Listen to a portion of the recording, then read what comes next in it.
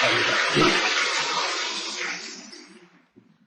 우리 작년에 오가는 목사님께서 여의도 순복음교회에 오셔서 사흘 동안 놀라운 은혜로운 집회를 인도해 주셨습니다.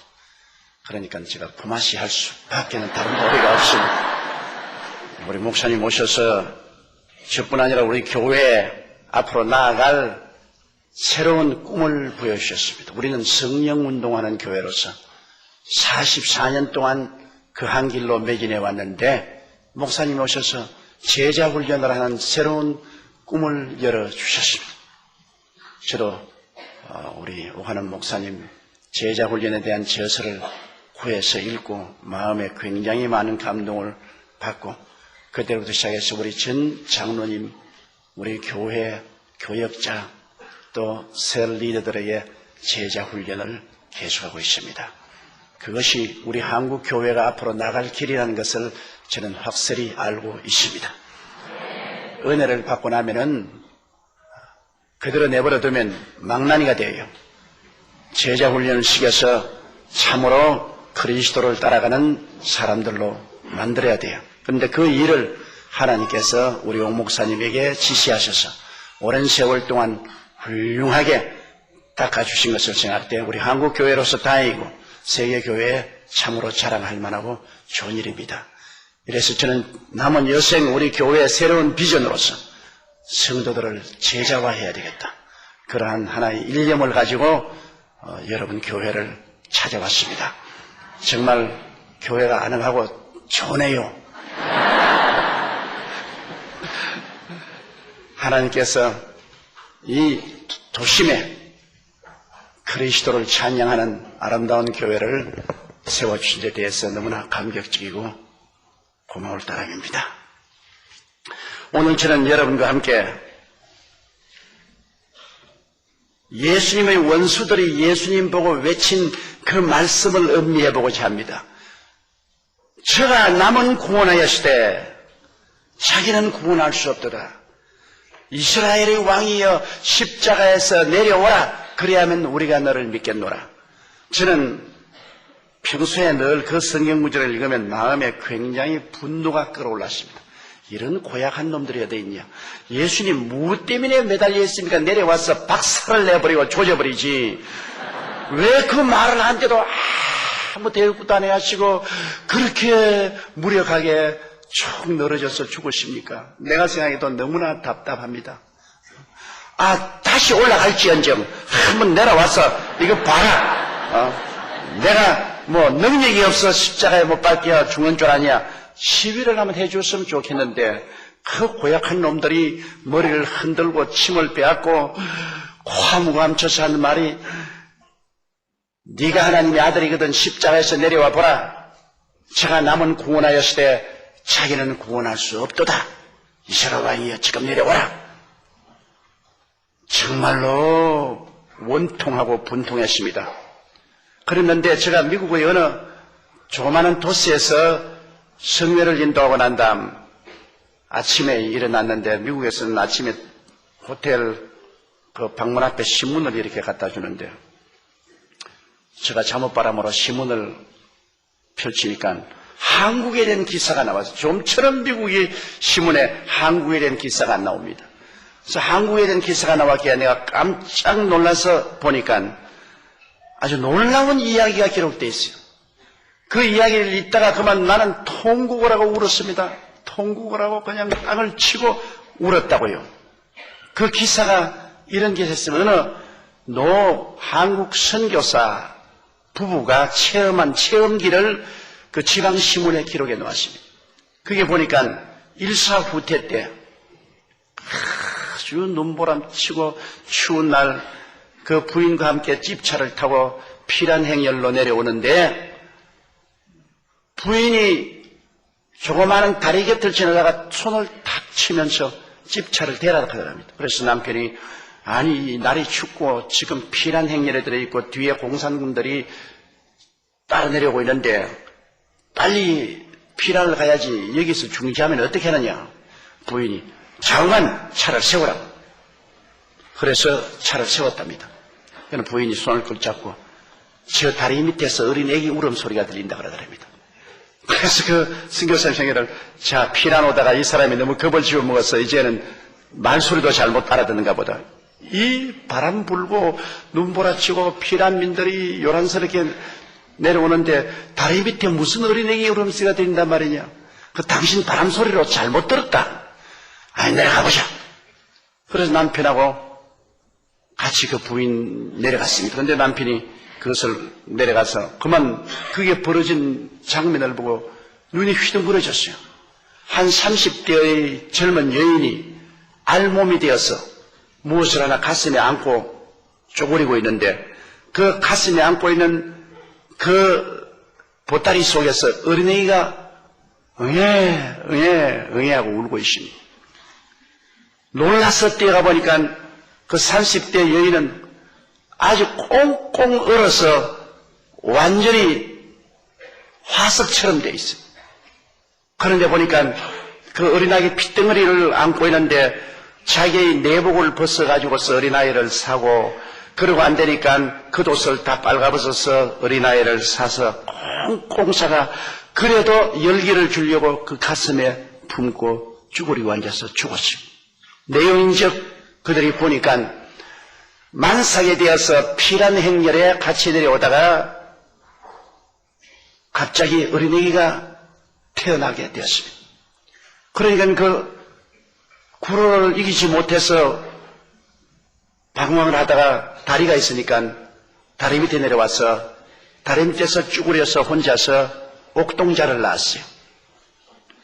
그 날씨가 춥고 유지할 데가 없고 핏덩어리를 낳았으니 어머니가 어떻게 하겠습니까?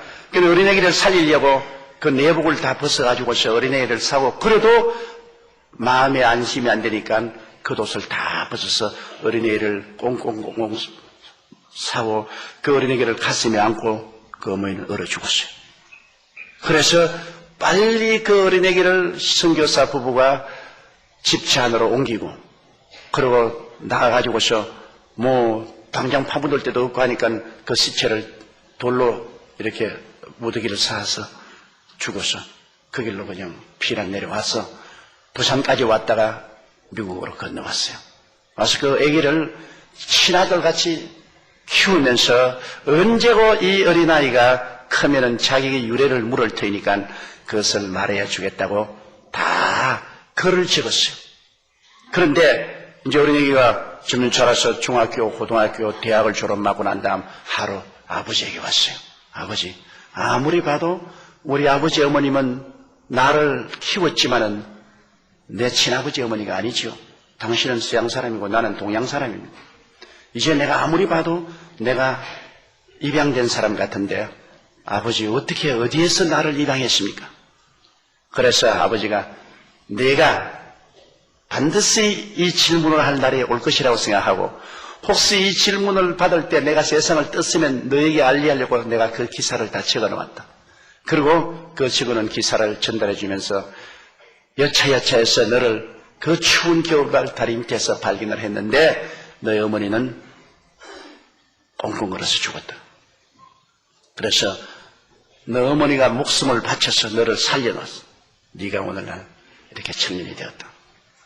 그 청년이 그 글을 읽고 난 다음에 눈물을 흘리고 아버지 손을 잡고 울면서, 아버지, 추운 겨울날 나를 그 한국에 데리고 와서 우리 어머니가 죽었던 그 다리에게 나를 좀 데려다 달라고 간청을 했어요. 그래서 추운 겨울날 그 노 선교사 부부가 이 청년을 데리고 한국으로 왔는데, 뭐 오니까 뭐 전부 고속도로가 생겨나고 뭐 완전히 옛날 그 149대 때 내려오던 지역은 아니에요.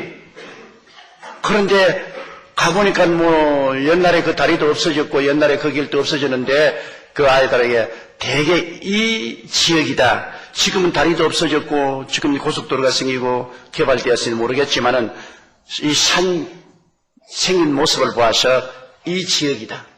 이 근처에서 너를 발견했다. 그러니까 이 청년이 그날 또 굉장히 추웠는데 그 산비탈로 가더니만 옷을 벗기 시작해요. 그 옷을 다 벗어서 땅에 깔고, 그 다음 속옷을 다 벗어서 땅에 깔고, 알몸이 된대요. 무슨 교사 부부가 깜짝 놀랐어요. 저러다 감기 걸려 큰일 나겠다. 말려도 안 됩니다. 빨가벗고 그 옷 위에 꿇어앉아서 어머니 그날 얼마나 추웠겠습니까? 그런데 나를 살리려고 어머니 옷을 다 벗어서 나를 꽁꽁꽁꽁 이렇게 묶어서 품에 안고 그 고통과 괴로움을 참으면서 죽어가셨는데 어머니 덕분으로 내가 살아서 이래 이제는 청년이 돼서 돌아왔으니 이제 어머니 내 옷 입고 떳떳해 주십시오. 내 내복을 어머님께 덮어드리고 내 겉옷을 어머니께 덮어드리더니 어머니 내 내복과 겉옷 덮고 떳떳하십시오. 그리고 땅을 치고 통곡을 울었다는 그 이야기가 미국 지방신문 스토리단에 나가 있어요. 나는 그 이야기 자체를 보고 마음에 감동한 것이 아니라 그거를 읽자마자 내 마음속에 예수님이 십자가에서 못 박혀 있을 때 제가 남은 구원하였으나 자기는 구원할 수 없도다 십자가에서 내려오라 하던 그 원수들의 말이 내 마음속에 메아리 쳐왔었습니다. 왜 이 어머니가 죽었을까요? 어머니는 어린아이 핏덩어리를 낳았으면 그만 그 자리에서 내버리고 빨리빨리 피란 행렬에 합쳐서 내려왔으면 살았을 것입니다. 그런데 그 핏덩어리를 위해서 어머니는 죽었습니다. 국가가 명령해서 그렇게 했나요? 아닙니다. 군대가 총칼로 명령해서 그렇게 했나요? 아닙니다. 왜 그렇게 했나요? 자식에 대한 어머니의 사랑인 것입니다. 국가보다도 강하고 총칼로보다도 강한 어머니의 사랑이 그를 강권해서 그 어린아기를 위해서 그 고통을 참으면서도 그는 죽을 수밖에 없었습니다. 살 길이 번연히 있는데도 불구하고 사는 길을 택하지 아니하고 어린아이를 살리기 위해서 죽음의 길을 택했습니다. 나는 그 어머니의 희생을 볼 때 예수님이 내 마음속에 뚜렷이 부각되었기 때문인 것입니다. 예수님이 하늘과 땅의 모든 권세를 가지시고 주님 말씀 한마디면 12형 되는 천사가 내려올 수 있는데도 불구하고 그 모욕을 당하면서도 주님은 십자가에서 내려오질 않았습니다. 못 내려온 것이 아니라 스스로 안 내려왔었습니다. 왜? 로마의 정부가 명령이기 때문에 달렸나요? 아닙니다. 유대인들이 매달았나요? 아닙니다. 예수님은 자원에서 십자가에 올라가신 것입니다. 우리를 살리기 위해서 주님은 우리 대신 자기 목숨을 버리신 것입니다. 내려오라고 고함을 치고 내려오면 우리를 살릴 수 없기 때문에 안 내려온 겁니다. 끝까지 주님께서는 그곳에서 양손과 양발에 대못을 베끼시고 몸을 찢고 피 흘려 죽으신 것입니다. 나는 그 그리스도의 사랑이 너무나 감격이 되어서 내 마음에 메아리 쳐왔습니다. 제가 남은 구원하였을 때 자기는 구원할 수 없도다. 맞았어요. 주님이 나를 구원할 수는 있는데 자기는 구원하지 않았습니다. 왜? 자기를 구원했으면 나를 구원 못했죠. 나를 구원하려고 하기 때문에 예수님 십자가에 못 박혀 안 내려왔는데 바로 원수들이 한 말이 전곡을 꿰뚫는 말입니다. 참말을 했습니다. 원수들이 제가 남은 구원하였을 때 자기는 구원하지 못하는도다. 여러분 왜 예수님이 남은 구원하고 자기는 구원 못했을까요? 첫째로 우리의 죄를 대신 짊어져 주셔야 우리가 죄에서 용서를 받지요. 예수님이 십자가에서 내려와 버렸으면 우리 죄는 누가 갚아줍니까? 모든 사람이 죄를 범하였으며 하나님의 영광에 이르지 못하는데 죄의 값은 사망이라 우리 다 죽고 말죠. 나 예수님이 죄 없는 자로서 죄 있는 자를 대신해서 십자가에 대신 못 박혔으니 내려올 수 없지요. 내려오면 우리가 다 죽으니까 우리를 사랑하사 구원하기 위해서 주님께서 끝까지 고통당하시고 우리의 죄악을 다 청산하시고 내가 다 이루었다고 말씀하신 것입니다. 그렇기 때문에 오늘날 우리가 죄를 짓고 불의하고 추악하고 버림을 받아야 마땅함에도 불구하고 예수 앞에 나오면 예수 그리스도 보혈로 말미암아 용서를 받지 않습니까? 우리가 무슨 선한 행위나 고행을 통해서 죄사함 받는 것도 아니고 형식과 의식을 집행해서 죄사함 받는 것도 아닙니다.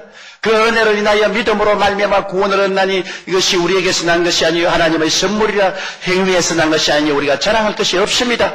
오직 예수 그리스도의 십자가의 보배로운 피로 용서받고 의롭다함을 얻고 하나님의 영광에 이르게 된 것입니다. 용서와 의와 영광을 값없이 주기 위해서 주님께서 대가를 지불해야 됩니다. 우리를 구원하기 위해서 자기를 구원하지 못하는 것입니다. 하나님께서 한때 저에게 명령하셔서 제가 일본에 10년 동안 성회를 인도했습니다. 저 홋카이도로부터 오키나와까지 대도시 중소도시에 매달마다 나가서 일본 사람들 모아놓고 그리스도의 복음을 증거했는데요. 제가 오직 감격적인 한 가지 사건이 있습니다. 고베에 가서 복음을 증거하는데 야쿠자 두목 한 사람이 집회에 참석했습니다. 근데 굉장히 우락부락하고 주먹이 세고 막 그날 와서 집회를 아주 깽판을 놓으려고 온다는 소식을 제가 들었습니다. 근데 일본 집회는 큰 집회가 없어요. 많이 모이면 300명, 500명 모이면 뜯다 놓았답니다. 그러니까 뭐 한 200명 모였는데 뭐 이런 뭐 야쿠자 한 사람 와서 앉으면 완전히 뭐 서슬이 풀었죠. 그런데 그날 야쿠자가 앉아있어. 그래서 내가 이거 오늘 잘못하다가 집회 완전히 깨지겠구나. 저놈이 일어나서 설교 중간에 과함이라도 치고 주먹에 휘두르면 모든 것이 끝장나구나. 그래서 기도를 하고 그리고 그리스도의 복음을 증하는데 처음에는 와서 쫙 이러고 있더니만 그 다음 설교를 듣는 중에 이게 내려와서 무릎에 얹더니 그 다음에는 고개를 숙이기 시작해요. 그럼 나중에 설교를 다 마치고 난 다음에 회개할 사람 일어나서 앞으로 나오라니까 이 야쿠자가 일어나서 나옵니다. 나는 정말로 내 눈을 믿을 수가 없어요. 저게 가짜로 나오는지 진짜로 나오는지 내가 알 수가 없거든요. 그런데 앞에 나오는데 보니까 눈물을 흘리고 있어요. 그래 그날 회개 기도를 하고 그 다음에는 내가 묵는 숙소에 찾아왔습니다. 그 사나운 야쿠자가 와서 무릎을 꿇고 또 눈물을 흘리면서 목사님, 좌우간 당신은 어떤 사람입니까? 내가 사람들의 손가락을 자르고도 눈도 깜짝 안 하는 사람입니다. 그런데 오늘 저에게 사실은 내가 당신에게 와서 집회를 회방하려고 했는데 내 가슴 속에 너무나 비수같이 하나님 말씀이 들어와서 내가 그냥 견딜 수가 없어 깨어져서 이 눈물이라는 없는 야쿠자 세계에 사는 사람이 내가 울었습니다. 또 눈물이 나오고 계속 눈물이 나옵니다. 도대체 왜 이랬습니까? 당신 무슨 마력을 가지고 있습니까? 그래서 난 마력이 아닙니다. 예수 그리스도의 사랑입니다. 예수님이 당신 같은 야쿠자를 위해서 십자가에 못 박여 몸을 찢고 피를 흘려주시기 때문에 성령이 역사한 겁니다. 하나님이 당신을 택해 주시니 당신 주님께 마음을 바치십시오. 그러니까 난 말이 나 같은 사람도 예수 믿을 수 있습니까? 왜 그러니까 내가 우리 마누라 내놓고 마누라가 5입니다. 그러니 난 가정을 5개나 가지고 있고 우리 본처까지 6명입니다. 그런데 내가 어떻게 했습니까? 그래서 본처만 데리고 살고 5명은 해방을 시켜주십시오. 그건 내가 다 돈 벌어서 무려 살려야 되는데 그걸 어떻게 합니까?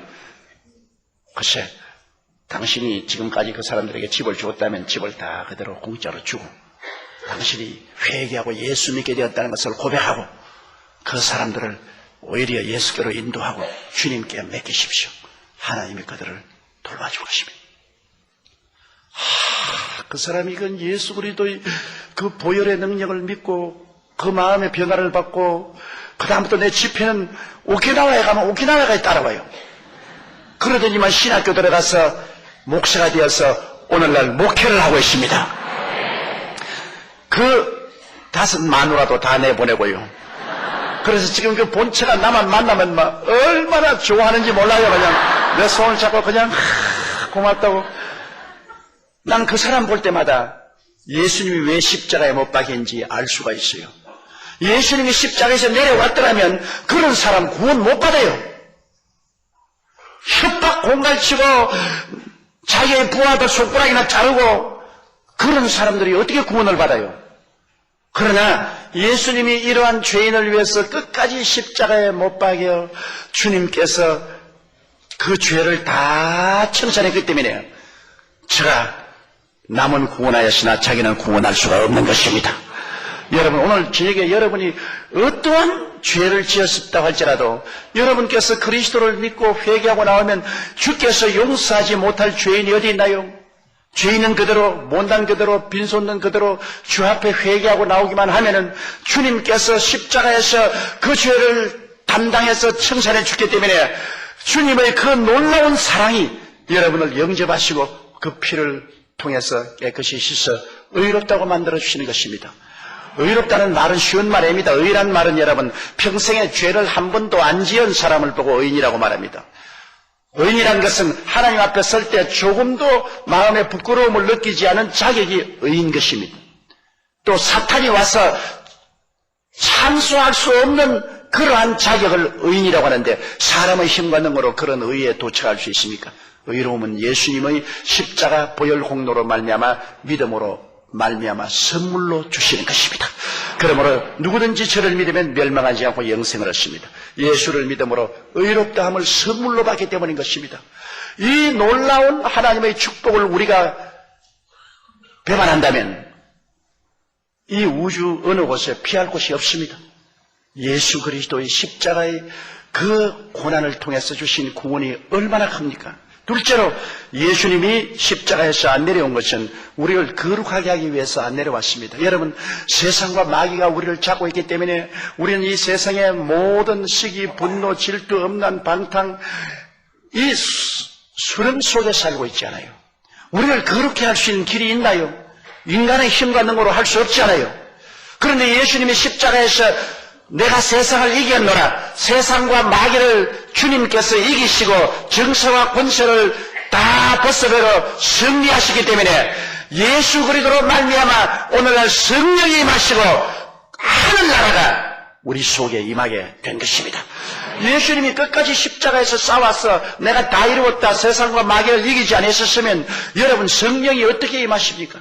우리 성령이 임하시지 어렵죠. 예수님의 보혈을 통해서 하나님 성령이 임하시면 우리를 변화시키는 것입니다. 기독교의 신앙에는 놀라운 것은 변화를 시키는 신앙인 것입니다. 여러분, 예수 믿는 것은 무슨 종교적인 형식이나 의식만 가지고 있는 것이 아닙니다. 우리의 생애 속에 참된 변화가 다가오는 것입니다. 바로 가나의 혼인잔치에서 예수님이 물을 변하여 포도주를 만드는 것처럼 여러분, 우리 인생이 그리스도가 오면은 완전히 혁명적으로 변화됩니다. 누구든지 그리스도 안에 있으는 새로운 피조물이라 이전 것은 지나가시니 보라 새 것이 되었도다. 새 것이 되는 거예요. 그 힘으로 능으로 되는 것이 아닙니다. 성령으로 되는 것입니다. 이 성령이 어떻게 우리에게 오시나요? 예수님이 십자가에서 모든 세상과 마귀를 이기셨기 때문에 우리에게 성령을 부어주시는 것입니다. 그가 만일 십자가에서 중도에서 내려왔더라면 세상과 마귀는 그대로 살아서 우리를 도역질하고 죽이고 멸망시킬 것입니다. 예수님이 끝까지 십자가에서 죽으심으로 마귀와 세상을 이겼기 때문에 이제는 하나님께서 보혈을 통하여 우리에게 성령을 보내주시는 것입니다.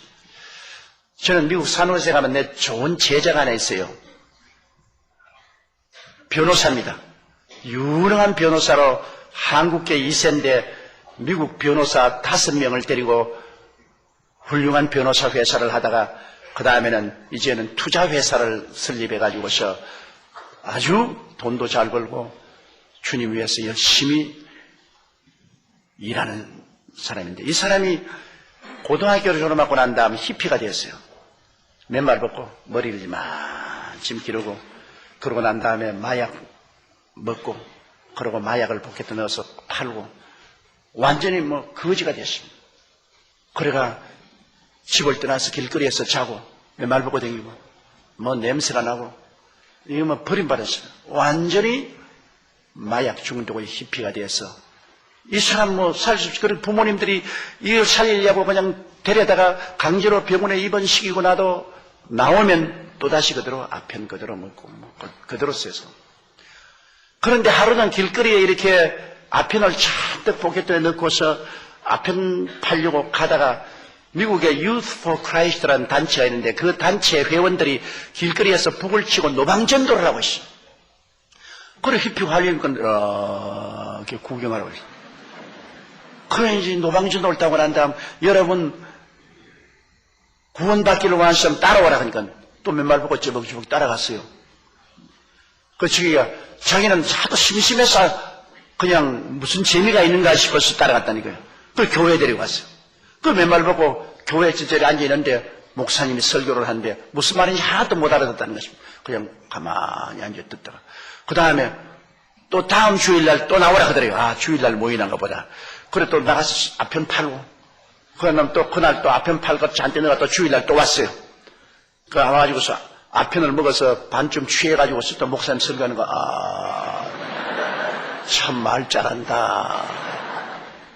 그러고 또 예배 필요한 다음에 또 아편 팔러 갔어요. 아편 팔러 가요.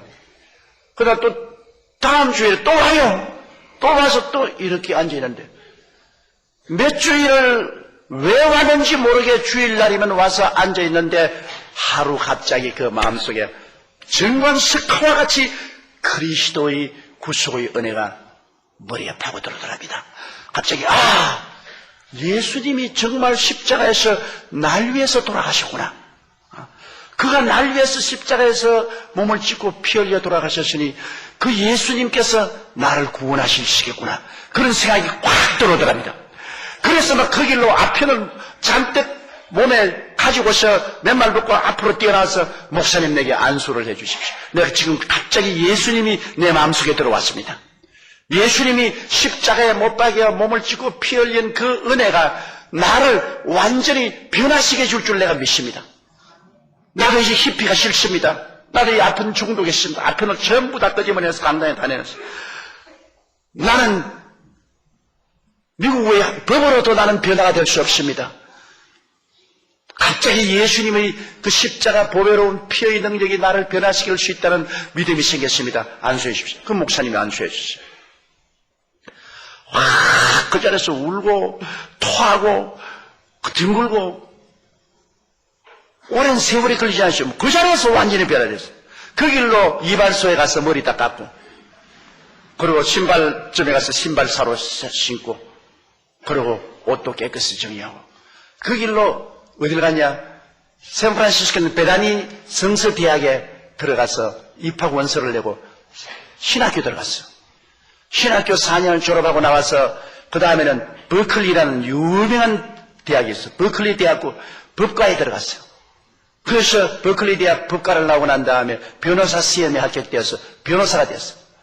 열심으로 변호사 생활하며 또 복음을 증거하며 미국에서 제가 부흥회라는 데 참석했다가 저희 제자가 됐어요. 그래서 나를 따라 세상 끝까지 돌아다녔어요. 지금도 어느 곳에나 내가 오라면 만사를 제껴놓고 뛰어옵니다. 그렇게 변화될 수가 없어요. 완전한 히피가 완전한 새 사람이 되었습니다. 그러면 이 사람이 기독교 종교를 믿었나요? 종교가 아닙니다. 죽었다가 부활하신 예수 그리스도의 십자가의 은혜를 의지하고 성령이 임하여서 그 자리에서 변화해버리고 마는 것입니다. 하나님께서 사람을 변화시키는데 시간이 필요 없어요. 새 사람이 된 것입니다. 오늘날도 여러분 하나님의 성령은 창조적인 영으로서 창세기 보십시오. 땅이 공허하고 혼돈하며 흑암이 깊음에 있을 때 하나님의 신이 수면에 운행하시니까 어두움이 빛이 되고 절망이 소망이 되고 죽음이 생명이 되고 추가 미가 되고 가난이 부유가 되고 놀라운 역사가 일어나지 않습니까? 성령은 창조적인 영으로서 예수 그리스도의 십자가의 보혈을 의지하는 사람 속에 들어와서 변화의 역사를 베풀어 주시는 것입니다. 저는 매일같이 약 4,000통의 이메일을 받습니다. 전국 각지에서 한 4,000통의 이메일이 들어오는데 거기 보면은 너무나 많은 문제가 있어요. 도저히 국가도 해결할 수 없는 그런 어려운 문제를 당하고 고통당한 사람이 많아요. 그러면서 저에게 문제의 해답을 가르쳐 달라고 옵니다. 그럴 때마다 나는 해답이 간단해요. 십자가에 죽으셨다 부활하신 예수님이 당신의 해답입니다. 회개하고 예수에게 부르시면 하나님의 성령이 오셔서 하나님의 기적으로 당신의 문제를 해결해 줍니다. 성경은 뭐라고 말했습니까? 이를 행하는 야훼, 그 일을 지어 성취하는 야훼, 그 이름을 야훼라 하는 자가 이같이 너라 너희는 내게 부르짖어라. 내가 내게 응답하였고 너희 알지 못하는 크고 비밀한 일을 보여주리라. 우리가 아는 것이야 해답이 안 되지요. 우리가 도저히 알지 못하는 크고 비밀한 일을 주님께서 보여주시는 것입니다. 그러므로 내가 어려운 문제가 올 때마다 대답을 하는 것은 예수 그리스도를 의지하십시오. 그가 십자가에서 당신의 문제를 해결하려고 끝까지 몸을 찢고 피 흘리면서 내려오지 않고 죽었습니다. 그 큰 사랑으로 여러분을 사랑하고 있기 때문에 회개하고 예수 믿고 주님께 부르시면 당신의 상상을 초월한 크고 비밀한 일이 일어날 테니까 그렇게 하라고 그렇게 늘 대답을 합니다. 여러분, 오늘 이 시간에도 예수 그리스도를 통해서 성령은 여러분을 변화시키기 위해서 이 자리에 와 계신 것입니다. 성령은 여러분을 변화시킵니다. 여러분의 남편을 변화시킵니다. 아내를 변화시킵니다. 자녀를 변화시킵니다. 생활을 변화시킵니다. 변화시키지 않은 성령이라면 기독교는 죽은 종교죠. 성령은 지금 우리와 함께 거하시고 우리 안에 와 계시기 때문에 여러분이 그리스도를 모셔드리고 보혈을 의지하면 성령은 역사하기 시작하는 것입니다. 그러기 위해서 주님이 십자가에서 안 내려온 겁니다. 그런 것 안 하려면 십자가에서 내려왔지요. 끝까지 안 내려온 것은 여러분을 도역질하고 죽이고 멸망시키려는 세상과 마귀를 끝까지 멸하시고 승리하기 위해서 주님이 십자가에서 안 내려온 것입니다. 그러므로 승리는 이미 여러분에 주어진 것입니다. 실제로 예수님이 십자가에서 안 내려온 이유는 우리 마음과 몸의 병을 고치기 위해서 주님이 안 내려온 것입니다.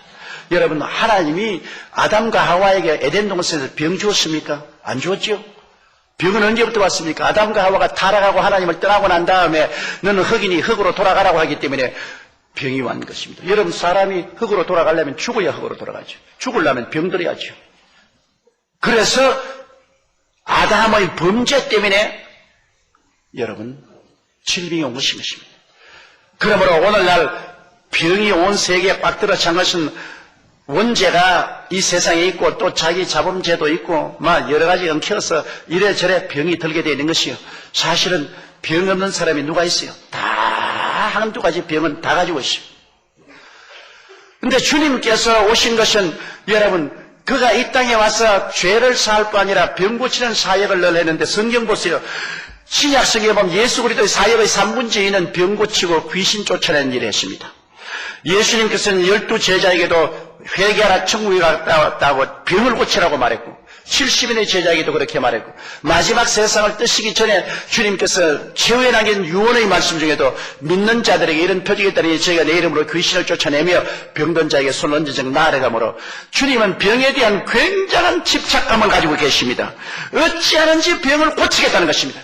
당신만 고치는 것이 아니라 12 제자를 통해서 70인의 제자를 통해서 당신이 가시고 난 다음에는 제자들을 통해서라도 주님께서는 병을 고치겠다는 것입니다. 그렇기 때문에 이사야서 53장에 보면 저는 실로 우리의 질고를 지고 우리의 슬픔을 당하였다고 말했고 하나님은 예수로 상처를 받기 원하사 질고를 당케 했다고 말한 것입니다.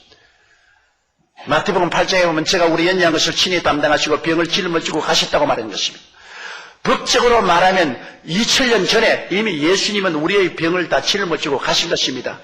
그러므로 승리는 우리에게 2000년 전에 이미 주어지신 것입니다.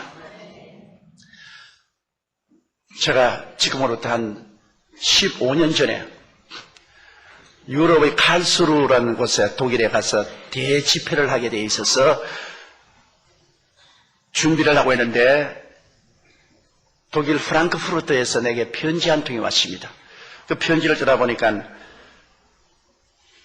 간호사인 이네스라는 한 여인이 내게 눈물 흘린 편지를 받는데 목사님 나는 유방암인데 수술해서 유방을 절단했는데 다시 재발했습니다. 매 순간마다 바늘을 한삼 갖고 계속 찌르는 것처럼 아픕니다. 미칠 지경으로 아픕니다.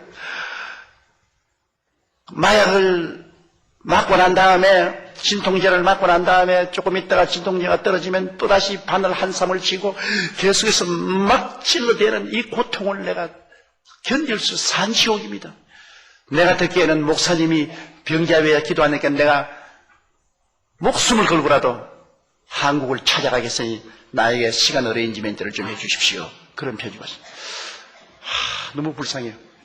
왜냐면 나도 폐병 3기로서 죽다가 살아났고 내 평생에 늘 병하고 싸워서 고통을 많이 나기 때문에 그 편지를 읽고 나니까 너무 안 되더라고요. 내가 그냥 내 사무실에 꿇어 앉아가지고 막 울었다고. 하나님, 이 자매를 불쌍히 여기달라고.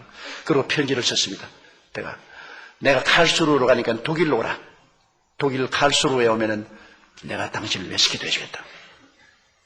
그래서 칼수루에 가가지고서 첫날 집회를 했는데 한 5,000명이 모였어요. 5,000명이 모인 강단인데 보니까 앞자리에 한 여자가 와서 앉아있는데 몹시 괴로워하더라고요. 앉아있는데 막 앉아서 괴로워서 저분이구나. 그래서 내가 집회를 마치고 난 다음에 당신이 이인했습니까? 그러니까 내가 이인해서 그러면 내 호텔로 오라고. 그래서 스피츠라는 독일 사람이 목사님이 날 통역을 했는데 그 스피츠 목사님과 함께 내 호텔 방으로 불러가지고서 제가 예수 그리스도의 치료에 대한 약속을 말씀해야 됐습니다. 자매님, 2000년 전에 예수님은 자매님의 연약한 것을 친히 담당하시고 병을 짊어지고 가셨습니다. 그러므로 법적으로 말한다면 자매님은 2000년 전에 이미 고침을 받았습니다. 지금 아프는 것은 불법입니다. 이 병은 불법이에요. 합법은 아닙니다. 왜 불법에 잡혀 있습니까? 그러므로 예수 그리스도를 의지하고 합법적으로 쫓아내야지요. 예수님이 당신 병을 대신해서 다 청산해버렸는데 십자가에서 내가 다 이루었다 했는데 그러므로 이 불법을 쫓아냅시다. 그러한 다음 스피츠 목사님하고 저하고 안수하고 간절히 예수 이름으로 정말로 너무 아픈 것이 불쌍해서 그냥 애간장이 끌어올라요. 그래서 그냥 애간장이 끌어오는 마음으로 기도를 해주고 예수 이름으로 명하노니 이 불법의 유방암은 떠나갈지어다. 예수 이름으로 고침을 받으라. 그러고 보냈습니다. 그래서 그냥 일주일 집회를 쭉 하는데 그냥 그 다음부터는 보니까 얼굴이 그렇게 찡그리지 않고 앉아있어요. 그래서도 속으로 하나님이여 깨끗이 나게 해주십시오. 그런데 이제 주일날 연합 예배를 할 때입니다. 그날이 이제 마지막 집회를 하는데 이네스 자매님이 내가 그 공회당에 왔는데 자기 좀 만나자 그래요. 그래요. 안 죽고 있어서 왜니까 목사님 매일같이 내가 가슴에 여기에 패드를 떼면 고름이 잔뜩 소매 묻어 있는데 오늘 아침에도 패드를 갈라고 점점 고통이 사라지고 이제는 안 아파졌어. 그래서 패드를 떼고 고름 주머니를 갈라고 보니까 보송보송하고 고름이 하나도 없어요. 그래서 자세히 들여다보니까 암이 깨끗이 나와버렸어요. 흘러서 막 완전히 우습게 됐는데 아예 깨끗이 나왔어요. 그래요. 그런데 독일 사람은 굉장히 희한합니다. 독일에서 제가 집회를 하고 병자회 기도를 하면 그 커미디에서 반드시 의사 선생님을 초청해서 같이 앉혀놔요. 독일 사람이 희한한 사람입니다. 그래서 병이 나았다고 간증하러 오기 전에 의사가 이 청정기 해가지고서 해보고 그러고 간증하라 그러거든.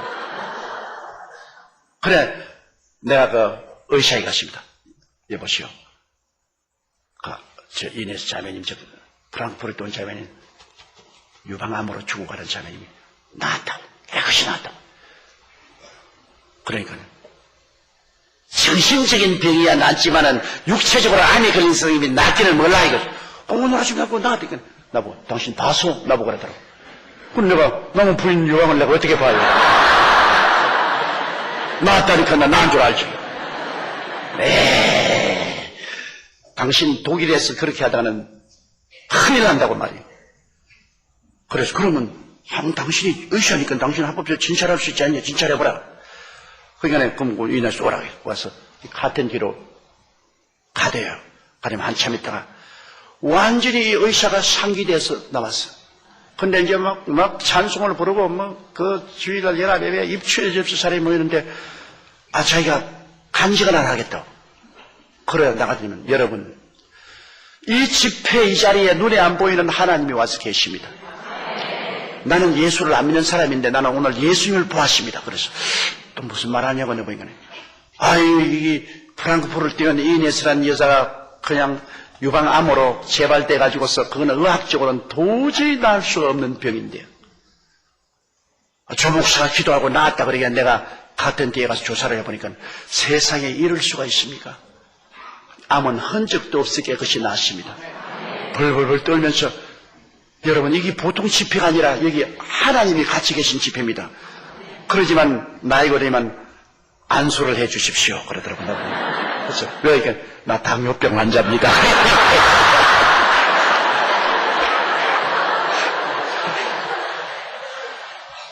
이게 굉장히 유명해져 가지고서 프랑크푸르트 그 신문에 대서특필로 나왔습니다. 나고 독일 텔레비 그리고 스위스 이 여자가 스위스 여자인데 스위스 텔레비에 이야기가 다 나고 그 때문에 제가 한동안 유명하게 돼가지고서 하루마다 환자들이 따라다니면서 내가 혼이 났어요. 그냥 예수님께서 십자가에 못 박일 때 우리 연양을 친히 담당하시고 병을 짊어지고 가셨는데 이 그리스도의 은혜가 얼마나 큽니까? 이 그리스도를 의지함으로 우리가 병을 극복할 수 있거든요. 저는 원래 병투성이로 폐병 3기에서 죽다가 살아났고 그 다음에 심장이 기형이 돼가지고서 저는 다른 박질을 못해요. 숨이 차서. 그래서 사실은 정상적으로 저는 정상인으로 목사가 되어서 설교할 수 없는 사람입니다. 왜냐하면 오른폐도 지금은 한쪽 폐가 완전히 고름이 차가 나기 때문에 늑막에 붙어있어 버려서 이쪽 폐는 있기만 있어도 숨은 못 쉬어요. 한쪽 폐로서 살아요. 그렇기 때문에 저는 2000m 이상 높은 곳에는 못 올라가요. 숨이 차서. 그래서 저는 사람 안 될 줄 알았네. 심장 나쁘지요, 폐 나쁘지요, 그리고 장이 나빠가지고서 늘 먹는 대로 설사하지요. 살아갈 수 없는데 예수 그리스도께서 치료자인 것을 알고 예수 그리스도를 믿음으로 제가 끝까지 그리스도를 의지하고 희망을 버리지 않고 주님을 의지하고 어려움을 극복할 수 있고 44년 동안 목회를 하고 온 천하에 다니며 복음을 전가할 수 있는 것은 예수님의 치료의 능력에 의지했기 때문에 그렇게 된 것입니다. 예수님의 능력이 아니었으면 제가 요사이 목회하나요? 어림도 없죠. 그리고 저는 극도의 신경쇠약이 걸려가지고서 잠을 잘 자지 못하고 강단에 서지를 못했습니다. 어지러워서 견딜 수 없어요. 온갖 병이란 병은 다 가지고 병 주머니였었습니다. 그런데도 불구하고 예수님께서 우리 연양을 친히 담당하시고 병을 짊어지고 가셨다는 이 말씀에 죽도록 부여잡고 의지한 것입니다. 그래서 예수님이 나의 연양을 친히 담당하시고 병을 짊어지기 때문에 나는 절대로 병에 항복하지 않는다.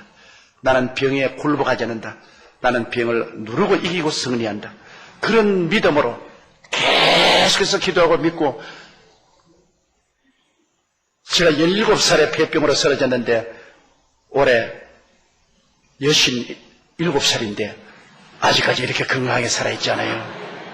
예수님의 은혜와 능력이 아니었으면 저는 벌써 벽골이